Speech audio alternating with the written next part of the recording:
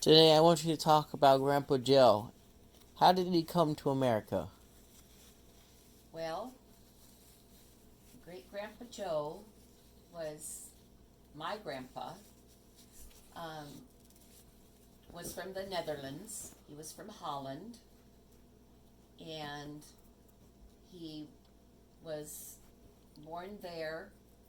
Um, the whole family had one mother.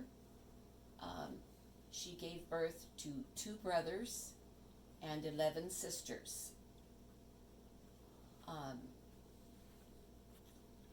the boys would get up early in the morning and start their chores with the cows and chickens and so forth.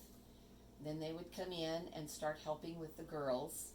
They had to comb out the girls' hair. They always had to, the girls all had long, long hair, so they had to help brush out the long hair and get it wound up in a bun. And that was all part of their chores in the morning. And they had to draw water from a well, and they had a lot of chores to help the mom around the house. Uh, their mom actually had several different husbands. Each husband died fairly young, various and sundry accidents in to do with mining and so forth. As I recall, Grandpa Joe did not care for the last husband that was in charge of the family, and I guess he got whippings quite regularly. So he decided when he was quite young that he'd had enough, and so he ran off to join the Dutch Navy. He was too young to join the Dutch Navy, but he lied about his age. He looked old enough. They accepted his, I guess he didn't have to show a birth certificate or whatever. He just signed himself into the Dutch Navy. He got in the Dutch Navy and went off to sea. Spent several years out at sea, had various and sundry exploits. One time they landed on a deserted island. They were out of water. They were hunting for fresh water, and Grandpa Joe got captured along with a Russian sailor um, by a bunch of pygmies. They got captured by these pygmies, and he said they were little people and had tattoos all over them and swords and spears, and he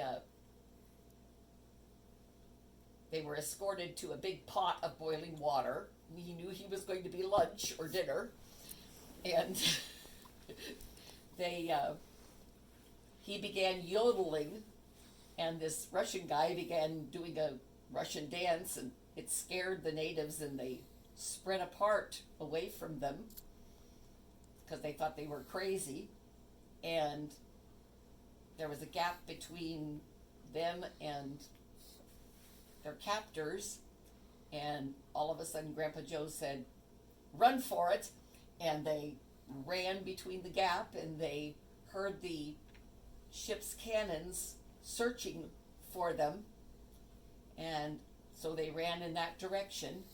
They made it back to the partially back to the beach and met up with some of their sailor friends, and they got put in the brig for disobeying orders and going off of the beach. But anyway, they did get saved. So that was one of their exploits. Um, Other than that, Grandpa Joe, um, he loved reading what they called comic books. That was their reading that they would get on their ship adventures that they would go on. And they were our normal comic books that we read today, or used to read back when I was a kid. Um, they were actually stories about the Americas and about the cowboys. And oh, Grandpa Joe got excited about the Americas and about cowboys and horses. And although he was an engineer on the ship and learned a lot about engineering and the ship and whatnot, why, he wanted to become a cowboy in the Americas. Well, Grandpa got sick, and they pronounced him dead on the ship. They were close enough to the home port that Queen, I think her name was Isabella at the time. I might have the Queen's name wrong, but she sent a letter and said, "Bring him home. He's one of my men, and I wish to give him a proper burial and have the family there." So they brought Grandpa Joe home. I guess they kept him on ice or whatever they did in those days. I don't know. Anyway, they carried him off of the ship on a leader, and the Queen reached out of the carriage with her scepter and touched Grandpa Joe with her scepter, and he sat up. So apparently he was not dead. He was in a coma. He had caught jungle fever or something, is what the doctors determined after they had inspected him or whatever. So he was all right. The Queen decided that he should go back on a different one of the ships, and his ship became the guard ship or the escort ship for the Queen's ship. So whenever she went anywhere, his ship guarded her ship. I guess it was because she felt some connection to Grandpa Joe's being raised from the dead, supposedly, or something. Anyway, she got an invitation to come to the San Francisco World's Fair, and she came to the San Francisco World's Fair with her fleet of guard ships, one which was Grandpa Joe's ship. I don't know the name of the ship, but anyway, so he got his wish and he got to come to America. But he wasn't going to get to stay, so when they went to leave, he strapped his few belongings to his back, and in the middle of the night he jumped ship and swam ashore and stayed in San Francisco. And I guess he was not missed on the ship for quite some time because they didn't come back for him. But anyway, later, as he was looking for work, he got work at the railroad in San Francisco as an engineer. He didn't know how to speak English, so he had quite a time. He met my grandmother, later his wife, Rena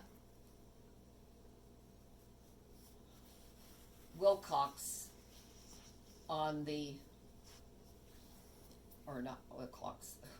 Rena on the corner preaching. She was a preacher, and much like the Salvation Army, but anyway, she wasn't Salvation Army, but he was impressed something about Rena and began kind of following her little troop around. And as they got to know one another, he came to her house and told her father that a childhood friend, that was their way back then, I guess, was to promise the daughters early in their lives.